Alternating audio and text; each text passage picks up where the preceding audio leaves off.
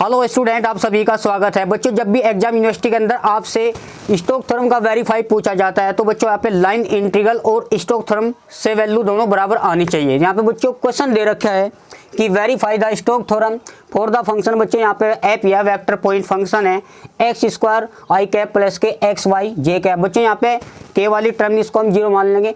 Integrated round the square in X Y plane. बच्चों 2D के अंदर यहाँ पे स्क्वायर एक शेप दे रखी जिसकी बच्चों साइड दे रखी एलोंग लाइन x बराबर 0। बच्चों ये y x पर होता है, x बराबर 0 y x की लाइन होती है और y बराबर 0 बच्चों x अक्ष की लाइन होती है।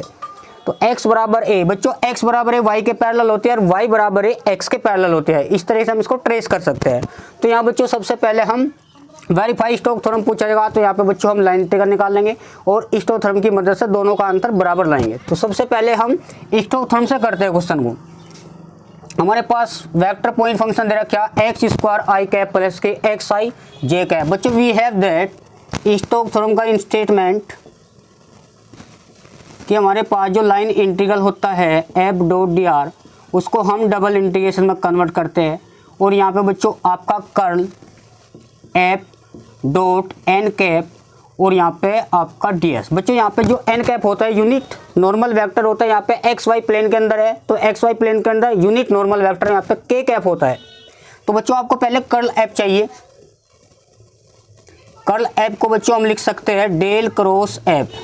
कर्ल की जो वैल्यू होती है ये एक ऑपरेटर होता है i del over del x plus के j del over del y plus का k del over del Z. बच्चों यहाँ पे क्रॉस प्रोडक्ट है फंक्शन हमारे पास x square I cap plus K x Y J cap. बच्चों यहाँ पे जेड की टर्म 0 हो जाएगी तो हम इसको डिटरमिनेंट की हेल्प से सोल्व करते हैं। तो यहाँ पे आई जे के आई का coefficient del over del x del over del y, j का कोफिशिएंट यानी के का कोफिशिएंट यहाँ पे डेल ओवर डेल जेड। बच्चों आई का कोफिशिएंट दे रखा है उन्होंने एक्स स्क्वायर फंक्शन के अंदर और जे का कोफिशिएंट एक्स वाई, यहाँ पे के का कोफिशिएंट ने बच्चे 0 मान लेना। अब बच्चों इसको करते हैं एक्सपेंशन आई, इसको कैंसिल करेंगे तो फिर यहाँ डेल वाई ओवर माइनस 0 और del over del Z X Y. फिर यहाँ पे बच्चों माइनस का जे, इसको कैंसिल करेंगे तो डेल ओवर डेल एक्स 0 का एक्सप्रेशन पार्सली और डेल ओवर डेल जेड ये आपका एक्स स्क्वायर प्लस के। बच्चों हमारे पास ये कैंसिल हो जाएगी ये, तो ये बचेगा हमारे पास डेल ओवर डेल है। बच्चे पार्सली रिस्पेक्ट है विद रिस्पेक्ट टू एक्स, तो X Y minus K del over del Y दे रखा है बच्चों एक्स स्क्वायर। यहाँ पे समझना कि वाई का 0 के रिस्पेक्ट में, जेड का एक्स वाई के रिस्पेक्ट में, यानी बच्चों एक्स वाई का जेड के रिस्पेक्ट में, तो ये 0 हो जाएगा। माइनस का जे भाई 0 का तो 0 हो जाएगा और x का क्योंकि यहाँ पे विद रिस्पेक्ट टू कर रहे पार्सली जेड के, तो बच्चों x है तो x तो कांस्टेंट है, ये हमारे पास कांस्टेंट चला हुआ है x। बच्चों x के रिस्पेक्ट में x का 1 तो y बचेगा और ये y के रिस्पेक्ट में बच्चों x का वो 0 हो जाएगा। तो हमारे पास जो कर्ल f बचेगा, कर्ल f को बच्चों हम डेल क्रॉस f भी लिख सकते हैं। तो हमारे पास के बच्चे यहाँ पे के वाई बचेगा, हमारे पास के कैप वाई बचेगा। तो कर्ल कैप, अब ये फॉर्मूला जो है हमारे पास बच्चों n होता है, n यहाँ पे यूनिट नॉर्मल वेक्टर होता है।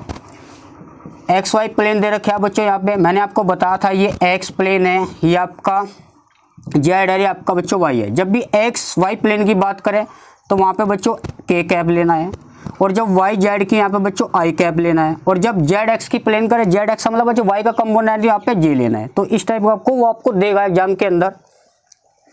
तो बच्चों एक्स वाई प्लेन दे रखा है तो हम इस क्वेश्चन को ऊपर लेके चलते हैं।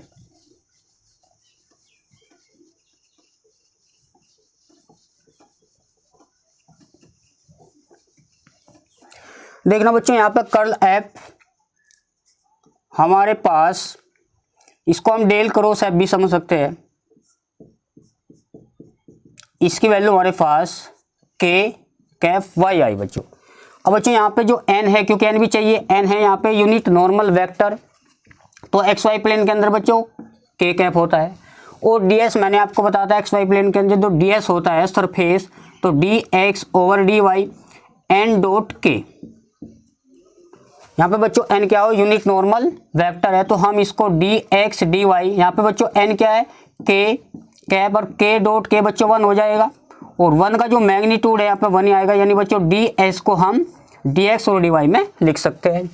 बच्चों यहाँ पे स्टोक्स थ्योरम दे रखी, तो कर्ल ऐप की जो वैल्यू हमारे पास ky, यहाँ पे डॉट है, इसकी जो वैल्यू होती है, क्योंकि यूनिट नॉर्मल वेक्टर है तो k कैप हो जाएगा dx और dy, इसके प्लेस से बच्चों आपको सरफेस।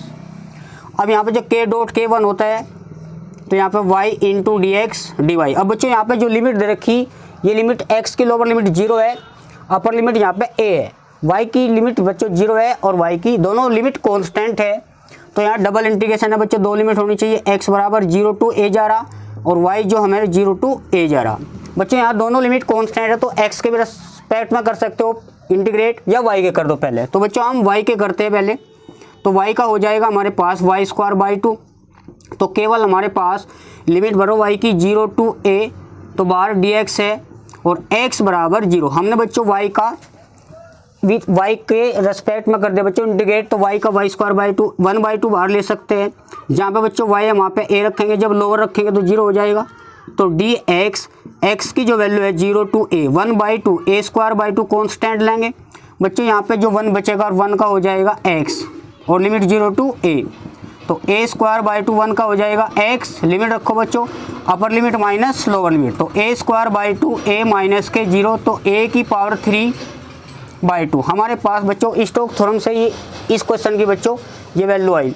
अब हम इसको वेरीफाई करना है, तो अब हम बच्चों लाइन इंटीग्रल की हेल्प से इसको सोल्व करते हैं, उससे भी आंसर यदि बराबर आता है तो verify Stokes theorem, otherwise not verify.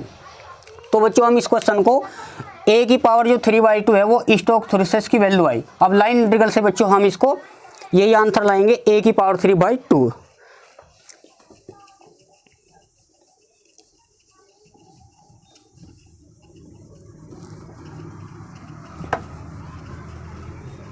अब बच्चों वेक्टर पॉइंट फंक्शन दे रखा है हमारे पास x square I cap plus K x Y J cap. यहाँ बच्चों इस ग्राफ को हम ऐसे भी समझ सकते हैं, देखो हमारे पास x बराबर 0 और y बराबर 0, x बराबर 0 बच्चों ये y एक्स पे होता है, x बराबर a और y बराबर a, x बराबर a है तो बच्चों x से यहाँ कट करा तो y के पैरेलल एक लाइन हो जाएगी x बराबर a, बच्चों y बराबर है तो यहाँ से y कट करो तो ये लाइन हो जाएगी x के पैरेलल y बराबर है, तो इससे बच्चों एक स्क्वायर बनना। यहाँ पर समझना बच्चों ये ओरिजिन पॉइंट होता है एक्स वाई प्लेन का जो इंटरसेक्शन पॉइंट, एक्स एक्स पर कितना चले बच्चों a, तो ये कोऑर्डिनेट हो जाएगा क्योंकि वैसे एक्स एक्स पर वाई 0 होता है। ये लाइन जो बच्चों है y बराबर 0 की और ये x बराबर 0 की, बच्चों x भी a है और y भी है, जो कोऑर्डिनेट a कोमा a, बच्चों y एक्स पे x 0 होगा तो y यहाँ से कितना है बच्चों a है, तो ये कोऑर्डिनेट इस तरह से निकाल सकते हैं। बच्चों ये इन्होंने दिखा रखा है डायग्राम के अंदर।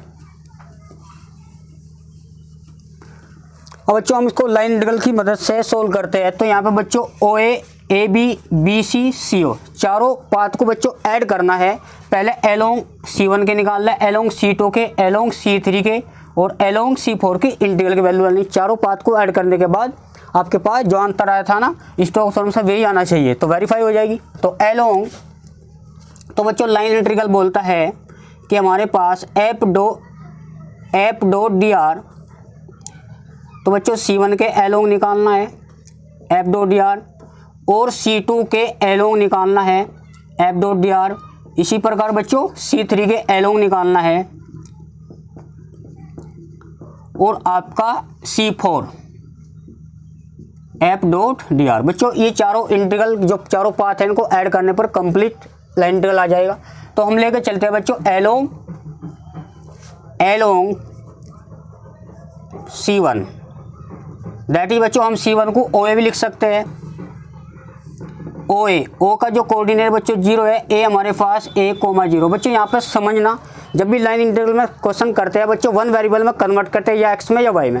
यहाँ पे समझना लिमिट बच्चों x की लेनी या y की लेनी।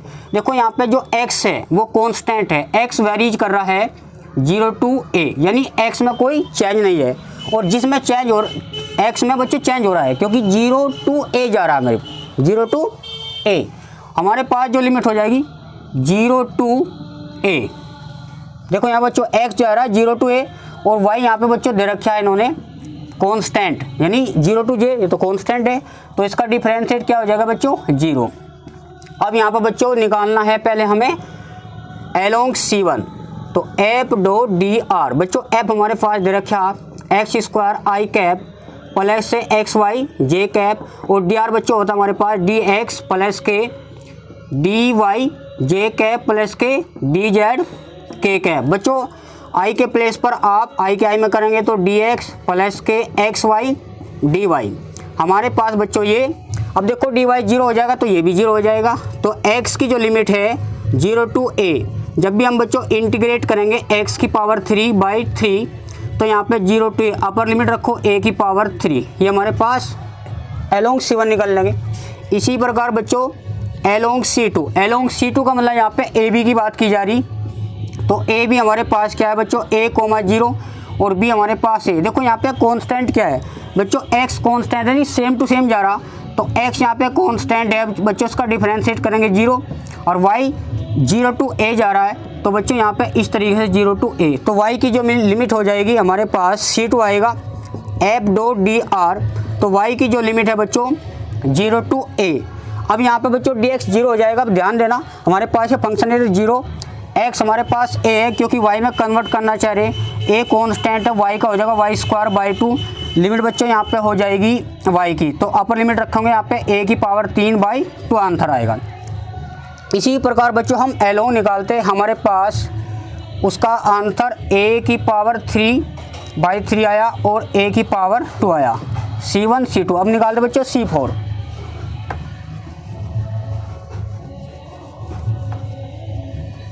चलिए बच्चों C4 को निकालते हैं अलोंग C4 का मतलब बच्चों यहाँ पे C3, पहले आप C3 निकालेंगे ना, BC का मतलब B के पॉइंट क्या है बच्चों यहाँ पे A,A। अब निकालते हैं 0A1। अब देखो कांस्टेंट क्या है बच्चों, जो सेम टू सेम जा रहा है वो कांस्टेंट होता है, y यहाँ पे सेम टू सेम यानी कांस्टेंट है, तो a इसका डिफरेंशिएट करेंगे यहाँ पे 0 हो जाएगा बच्चों। x a to 0 जा रहा है, जिसमें भी चेंज होता है उसकी लिमिट लेनी है बच्चों, x में चेंज है पहले a है फिर 0 है, तो 0 to a। जब हमारे पास ये फंक्शन दे रखा है बच्चों एफ डॉट डी आर, वो आपने पहले निकाल रखा कि x² dx, i के स्थान पर dx और j के स्थान पर बच्चों dy। अब यहाँ पे समझना, क्योंकि हम अलोंग C3 के निकाल लेना, तो एफ डॉट डी आर बच्चों यहाँ पे dy 0 है तो ये 0 हो जाएगा। हमारे पास जो x बचेगा बच्चों, हमारे पास x² dx लिमिट होगी a to 0, बच्चों यहाँ पे a to 0 लिमिट जा रही है, तो उसका इंटीग्रेट करेंगे x की पावर 3 a to 0, बच्चों 1/3 बाहर रखेंगे, जब अपर लिमिट रखेंगे 0, लोअर का बच्चों जब लोअर लिमिट रखते हैं तो माइनस करके रखते हैं a की पावर 3, तो हम इसको लिख सकते हैं a की पावर 3, तो हमारे पास बच्चों ये a की पावर 3/3 माइनस का आया। अब बच्चों एलोंग किसके निकाल रहे CO का मतलब यहाँ पे C और ओके कोऑर्डिनेट, ये तो 0 0 हो जाएगा, C हमारे पास क्या है 0। देखो यहाँ पर बच्चों कांस्टेंट क्या है 0 to 0 जा रहा बच्चों x है, तो x में कोई चेंज नहीं हो रहा तो ये कांस्टेंट होगा, और y जो जा रहा है बच्चों a to 0।